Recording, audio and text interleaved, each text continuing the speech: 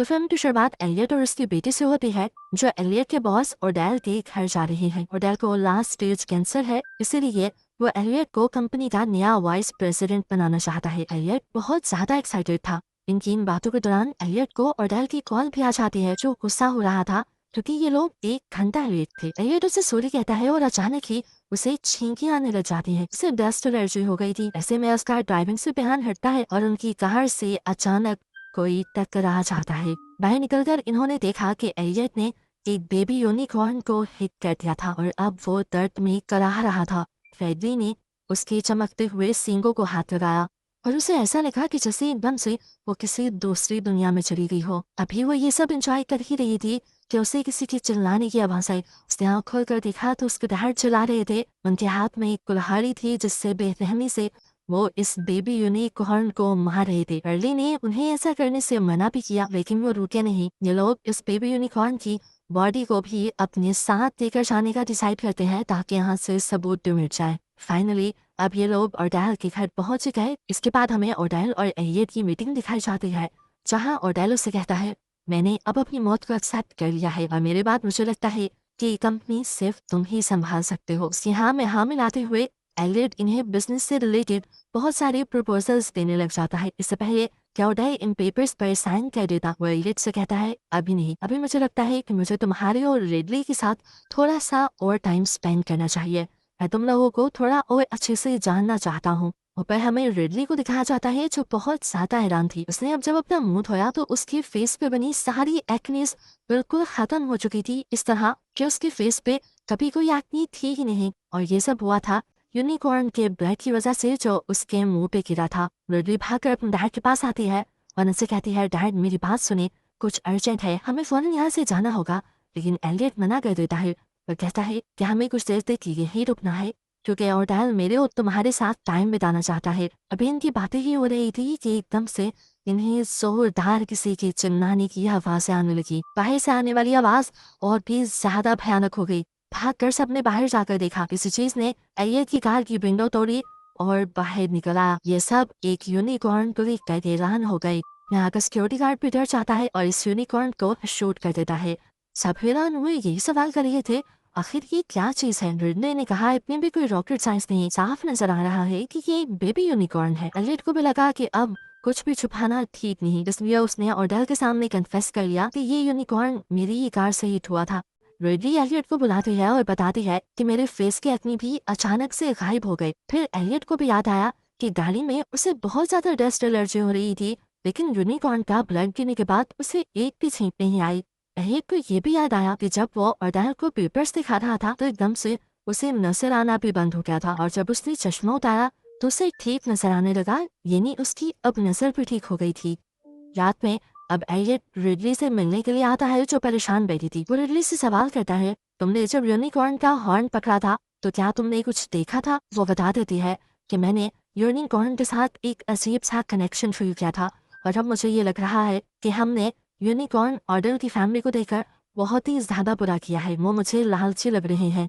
वो उसे कहती है, हम यूनिकॉर्न को आजाद करवा के यहाँ से चलते हैं, पर एलियट ने उसे मना कर दिया और कहा, ऐसा सोचना में भी प्रमोशन रुक जाएगी। उसकी खुद गर्जी को देखते हुए रिडली ने गुस्से में उसे कमरे से बाहर निकाल दिया और खुद अपनी फैमिली की पिक्चर्स देखने लगी। अपनी मॉम की पिक्चर के पीछे वो यूनिकॉर्न की एक सिनरी देखती है और फौरन यूनिकॉर्न्स की हिस्ट्री के बारे में सर्च करने लग जाती है। हिस्ट्री पढ़ते हुए उसे पता चला कि बहुत सारे हंटर्स और बादशाहों ने यूनिकॉर्न्स को हंट करने की कोशिश की, लेकिन कोई भी कामयाब ना हो सका सिवाय एक अच्छी साफ दिल लड़की के। उस लड़की के जरिए आखिर उन्होंने उस यूनिकॉर्न को मार दिया। मारकर उसे एक कैसल में रखा गया, जिसके बाद से उसे शाही गुलाम बना लिया गया। लेकिन फ्रेंच रेवोल्यूशन के बाद यूनिकॉर्न की ये कहानियां बदलने लगी और इन कहानियों में यूनिकॉर्न्स को मॉन्स्टर्स दिखाया गया। ये सब सर्च करने के बाद वो सो गई और उसे रात में बहुत ही डरावने जंगलों के ख्वाब आए।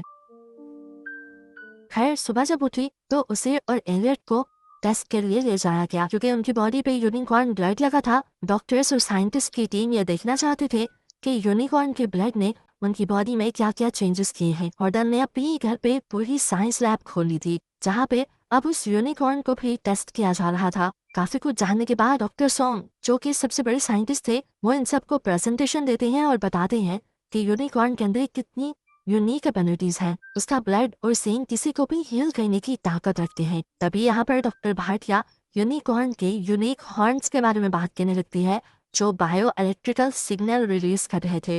लेकिन अपनी बात को कंफर्म करने के लिए इन्हें थोड़ी सी और स्टडी करनी थी। ओडेल और ओडेल का बेटा दोनों ही उनको इस चीज की परमिशन दे देते हैं। ये कंफर्म होने के बाद कि यूनिकॉर्न के सींग का पाउडर किसी भी बड़ी बीमारी को हील कर सकता है, उसे पहली मर्तबा एक्सपेरिमेंट किया जाता है ऑर्डर पे ही, क्योंकि उसे लास्ट स्टेज कैंसर है, वरना उसे वैसे भी है। तो अगर एक्सपेरिमेंट का कोई साइड इफेक्ट हो भी गया तो उसे कोई एतराज नहीं। अभी ये सब हो ही रहा था कि एकदम से दूसरे डॉक्टर्स को पता चला कि यूनिकॉर्न्स के बायो इलेक्ट्रिकल सिग्नल और भी ज्यादा स्ट्रॉन्ग हो गए हैं। यहाँ एलियट और ऑर्डर दोनों ही एक साथ बैठे थे। ऑर्डर को अभी तक अपनी बॉडी में कोई नेगेटिव चीज नहीं फील हुई थी, यानी कोई तकलीफ फील नहीं हुई थी, तो इसलिए उसे लग रहा था कि बहुत ठीक होने वाला है, जिसके लिए वो एलियट का शुक्रिया भी अदा करता है, क्योंकि उसकी वजह से उसे मेन जिंदगी मिल रही थी।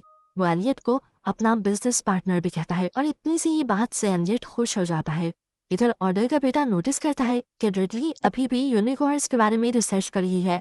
थोड़ी देर में हम देखते हैं कि यहाँ पर ऑर्डेल आ गए। सभी लोगों के साथ साथ डॉक्टर सॉन्ग खुद तक हैरान थे कि चंद ही घंटों में लास्ट स्टेज कैंसर पूरी तरह ठीक किस तरह हो सकता है। ऑर्डेल की पूरी फैमिली और एलियट भी खुश था, लेकिन रिडली अनकंफर्टेबल नजर आ रही थी। ऑर्डेल अब डॉक्टर सॉन्ग से कहता है कि यूनिकॉर्न को तैयार करो, इसे हम अपने हेडक्वार्टर लेकर जाएंगे और इस पर और ज्यादा टेस्ट करेंगे, ये जानने के लिए कि इससे और क्या क्या हो सकता है। असल में ऑर्डेल की फार्मास्यूटिकल कंपनी ही थी, लेकिन डॉक्टर सॉन्ग उन्हें यहाँ पर एक बुरी खबर देते हैं कि यूनिकॉर्न के इन सेल्स को रेप्लिकेट नहीं किया जा सकता। तो हाजिर की वाइफ ने कहा तो क्या हुआ, हम इसे फिर भी एडवर्टाइज करेंगे, क्योंकि जितनी कम सप्लाई उतनी ज्यादा डिमांड और उतना ज्यादा ही मुनाफा। यहाँ रिडली यूनिकॉर्न की हिस्ट्री उठाए, इन लोगों से बात करने की कोशिश भी की, लेकिन कोई भी उससे बात नहीं करना चाह रहा था, क्योंकि सभी अपने इस नए प्रोडक्ट की एडवर्टाइजमेंट में बिजी हो चुकी थी। उसी में ये लोग यूनिकॉर्न का ब्लड भी निकाल कर भी जाते हैं। रिडली से आखिर रहा नहीं जाता और वो इन सब का ध्यान अपनी तरफ करते हुए इन सबको बताती है कि 1000 साल पहले यूनिकॉर्न्स को मॉन्स्टर माना जाता था, क्योंकि यूनिकॉर्न्स के साथ जब भी कोई बुरा करता था, उन्हें हंट करने की या मारने की कोशिश करता था, तो उनके साथ जरूर कुछ बुरा हो जाता था। वो अपनी स्पीच एंड करते हुए कहती है, मेरा बस इतना ख्याल है कि हमें इस यूनिकॉर्न को आज़ाद कर देना चाहिए, लेकिन ये सारे मिलकर उसी पर तंज करने लग जाते हैं, उसी को गलत कहने लग जाते हैं। और ऑर्डर तो गुस्से में एलियट को कुछ इस तरह से घूरता है जैसे वो कह रहा हो, देखो अपनी बेटी को क्या कह रही है। रिडली जान रही थी कि ये लोग तो लालच में बिल्कुल पागल हो चुके हैं। वो फैसला करती है कि मैं तो इनका साथ नहीं दूंगी। वो अपने डैड को भी वार्न करती है, लेकिन उसके डैड उसके साथ चलने पर नहीं मानते और वो गुस्से में घर से बाहर आ जाती है यहाँ से जाने के लिए।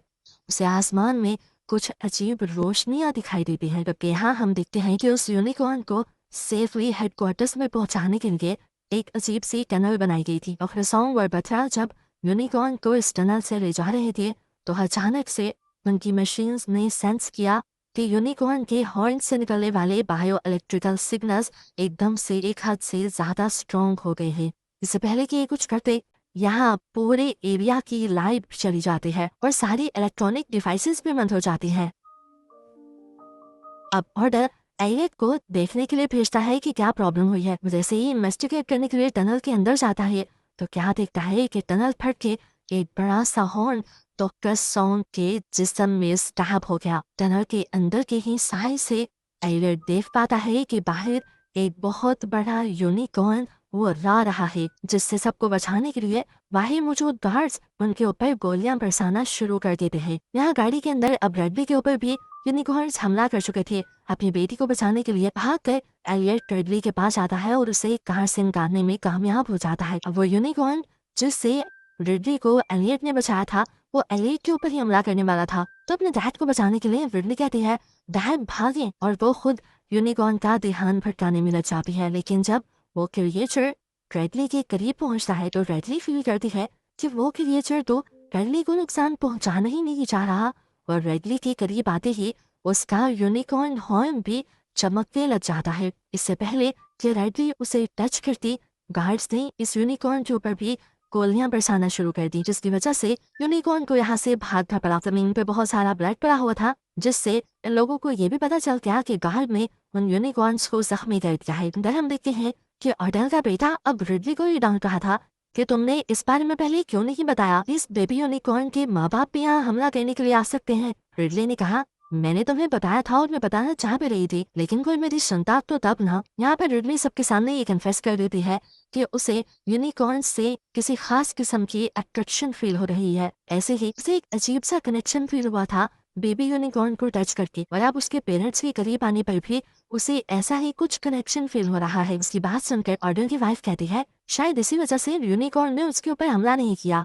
अब रिडली इन्हें समझाती है कि टाइम आ गया है, आप लोग बेबी यूनिकॉर्न को छोड़ दें। लेकिन यहाँ पर ऑर्डर बहुत ही चालाक था। ऑर्डर इसकी बात को घुमाते हुए कहता है, अरे ऐसे ही किसी मासूम की मौत को हम ज़ाया थोड़े जाने देंगे, हम तो उन जख्मी यूनिकॉर्न्स को भी पकड़ेंगे ताकि ज्यादा से ज्यादा उनका फायदा उठाया जा सके। ऑर्डर का बेटा डॉक्टर भाटिया को बातों में लगाता है और इसके पास से यूनिकॉर्न का पाउडर चुरा लेता है और अकेले में जाकर उन्हें ड्रग्स की तरह इस्तेमाल करता है। यहाँ रिडली अब बाहर कहाँ में जाकर बैठ चुकी थी क्योंकि वो और यहाँ नहीं रह सकती थी, इतना जुर्म वो नहीं देख सकती थी। उसने आसमान में देखा, उसे दोबारा से वही रोशनियां नजर आई जो पहले भी देख चुकी थी, और अब उसे ख्याल आया कि वो अपने डैड को भी ऐसे नहीं छोड़कर जा सकती। उसकी नजर दोबारा ऊपर बनी रोशनियों पर जाती है और उसे उन रोशनियों में कुछ बना हुआ दिखाई देता है। वो अब जल्दी से घर के अंदर जाती है और यूनिकॉर्न की पेंटिंग्स जो उसने निकाली थी उन सबको जोड़कर उन सबको इंटरलिंक करने लगती है, और उसे पता चलता है कि यूनिकॉर्न के पास ये एबिलिटी है कि वो अपने आप को हील कर सकते हैं। ऑर्डर और एलियट जिन यूनिकॉर्न को जख्मी समझकर उनके शिकार पर गए थे, वो यूनिकॉर्न इनको भी नुकसान पहुंचा सकते थे। एलियट खतरे में था। रिडली फौरन उसे इन्फॉर्म करती है। दूसरी तरफ हमें दिखाया गया कि एलियट का मोबाइल भी बजने लगा और खतरे का अंदाजा हो गया। इतने में ही सामने से उसने एक रोशन यूनिकॉर्न अपनी तरफ आते हुए देखा। इससे पहले कि वो किसी को कुछ कहता, वो यूनिकॉर्न उनके एक गार्ड के ऊपर एकदम से हमला कर देता है। ऑर्डन और एलियट जल्दी से पीछे घर की तरफ भागे, जबकि वो यूनिकॉर्न पीछे से बहुत सारे गार्ड्स को मारते हुए इनके पीछे ही आ रहे थे। यहाँ पर ऑर्डन अब आगे आकर उस यूनिकॉर्न के ऊपर कंट्रोल पाने की कोशिश करता है, लेकिन यूनिकॉर्न अपना हॉर्न उसके जिस्म में स्टॉप करते हुए उसकी भी जान ले लेता है। ये लोग जल्दी से घर के अंदर आकर सारे दरवाजे घर के बंद कर लेते हैं। एलियट किसी को भी घर से बाहर ना निकलने को कहता है। अब ये लोग पुलिस को इन्फॉर्म करने वाले थे, लेकिन बाहर से यूनिकॉर्न से इनका कनेक्शन खत्म कर दिया। यहाँ की पावर सप्लाई कट कर दी उन्होंने। ये लोग बाहर कैसे जाते, इलेक्ट्रिक गेट भी बंद हो चुका था। और की वाइफ यहाँ पर सजेस्ट करती है कि किसी को तो सबको बचाने की जिम्मेदारी लेनी होगी, किसी को तो उन यूनिकॉर्न्स को डिस्ट्रैक्ट करना होगा और जाकर वो गेट खोलना होगा। और की वाइफ ये काम देती है एलियट को और डॉक्टर भाटिया को। ये दोनों ही शौक थे, लेकिन अब क्योंकि इन्हें उनके बॉस का ऑर्डर मिला था तो इन्हें करना ही था। बेबी यूनिकॉर्न का हॉर्न एक सेफ केस में डालने के बाद डॉक्टर भाटिया दुखी होकर एलियट से कहती है, हमें किसी का भला नहीं सोचना चाहिए, हमें सबसे पहले अपना ही सोचना चाहिए। ये ऑर्डन और उन जैसे लोग बहुत ही ज्यादा खुदगर्ज होते हैं, इन्हें बस अपने फायदे से और अपने आप से मतलब होता है, ना कि हमसे। वो से कहती है कि तुम्हें भी इन पर डिपेंड नहीं करना चाहिए था। ये लोग अब यूनिकॉर्न को बाहर लेकर जाने लगते हैं ताकि ये यूनिकॉर्न अपने पेरेंट्स से मिल पाए, जबकि दूसरी तरफ इन्होंने बाहर का दरवाजा खोल दिया था।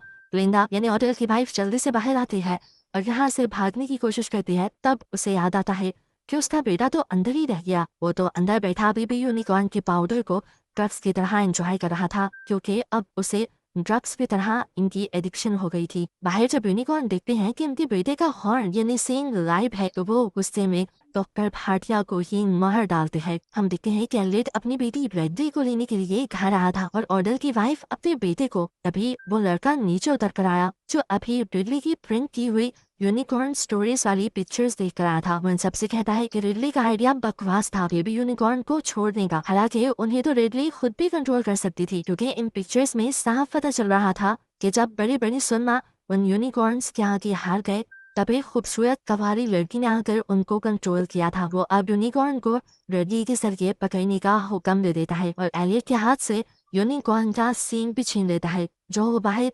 यूनिकॉर्न्स को वापस देने जा रहे थे। एलियट इनके लालच को लेकर अब बहुत पछता रहा था। वो अपनी बेटी को खतरे में क्यों डाला था, इसीलिए उसने खड़े खड़े अपनी कंपनी से रिजाइन कर दिया। उनकी बातों के दौरान वो लाते हुए यूनिकॉर्न बाहर से दरवाजा तोड़ते हुए अंदर आ गए। एलियट और रिडली जल्दी से जाकर एक लॉक कमरे के अंदर छुप गए, जबकि ये दोनों अभी बाहर ही थे। उसकी मॉम कहती है, तुम ये हॉर्न यूनिकॉर्न्स को दे दो, लेकिन वो अपने ड्रग्स के लत की वजह से ऐसा करने से मना कर देता है। तो उसके हाथ से कंटेनर छीन लेती है, लेकिन उसमें तो अब हॉर्न था ही नहीं।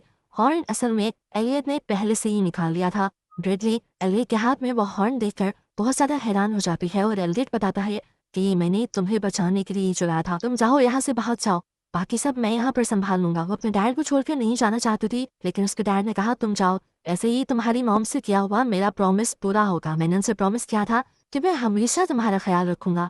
रेडली उनकी बात मानते हुए बाहर चली गई जहाँ यूनिकॉर्न्स घूम रहे थे। यूनिकॉर्न्स उसके करीब आए, लेकिन करीब आने पर यूनिकॉर्न्स ने उसे कुछ नहीं कहा, वो तो उसकी गोद में बैठ गए। रिडली ठूट ठूट कर रोने लगी।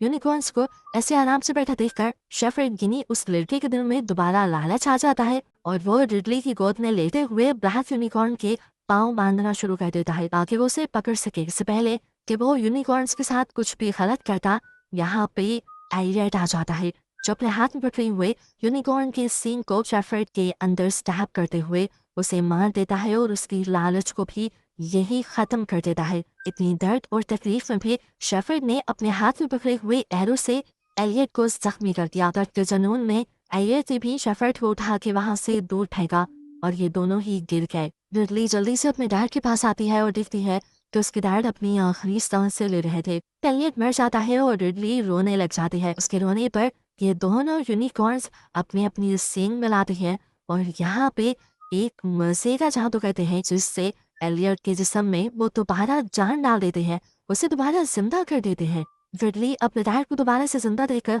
बहुत ज्यादा खुश थी। ये दोनों जुनून में एक दूसरे को गले लगा लेते हैं और इतने में ही यहाँ पुलिस भी पहुंच जाती है। जिन्हें लग रहा था कि यहाँ जितने भी लोगों की मौत हुई उसके पीछे रिडली और एलियट ही है, इसीलिए उन्होंने इन दोनों को पकड़ लिया। हालांकि एलियट और रिडली ने ये सारी कहानी सुनाने की भी कोशिश की, लेकिन ऐसी फिल्मी कहानी कौन सुनने को तैयार था। लेकिन तभी यूनिकॉर्न्स भागते हुए आते हैं और इन्हें सिग्नल देते हैं। वो रिडली को ऐसे मुसीबत में नहीं छोड़ सकते थे। यूनिकॉर्न्स को इनकी तरफ आता दिखाते हुए ये मूवी यहाँ पर खत्म हो जाती है।